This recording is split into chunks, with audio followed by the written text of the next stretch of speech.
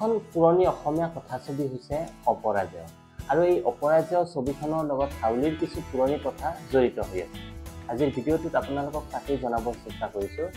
এই অপৰাজেয় ছবিখনৰ লগত হাউলিৰনো সম্পৰ্ক নেকি? 1970 চনৰ 3 মে'ত মুক্তি পোৱা এই অসমীয়া ছবিখনৰ বহুতো দৃশ্যগ্ৰহণ হাউলিতো কৰা হৈছিল।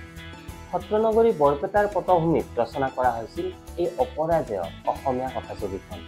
আৰু এই অপৰাজেয় কথাছবিখনৰ পৰিচালক আছিল ক্ৰমে ফণী তালুকদাৰ, অতুল বৰদলৈ, গৌৰী বৰ্মন আৰু মুনীন্দ্ৰ বয়ন।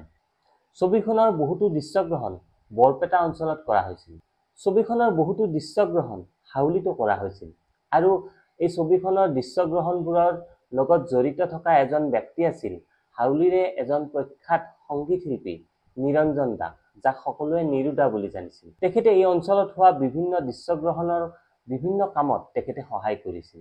অপৰাজেয় ছবিখনৰ নায়িকা আছিল হিন্দী আৰু বঙালী ছবি জগতৰ প্ৰখ্যাত অভিনেত্ৰী ৰাখী। আৰু দৃশ্যগ্ৰহণৰ সময়ত ৰাখী আৰু অন্য কলা কুশলীসকল সেই সময়ত হাউলিৰ সংগীত শিল্পী বিবেকানন্দ চৌধুৰীৰ বাসগৃহত থাকিছিল আৰু সেই সময়ত তেখেতসকলক চাবলৈ বহুতো মানুহে ভিৰ কৰিছিল। চৌধুৰী পৰিয়ালৰ পিছফালে থকা যিটো প্ৰকাণ্ড এটা পুখুৰী আছিল আৰু এই পুখুৰীৰ পাৰতো এই ছবিখনৰ কিছু দৃশ্যগ্ৰহণ কৰা হৈছিল বুলি জনা যায়।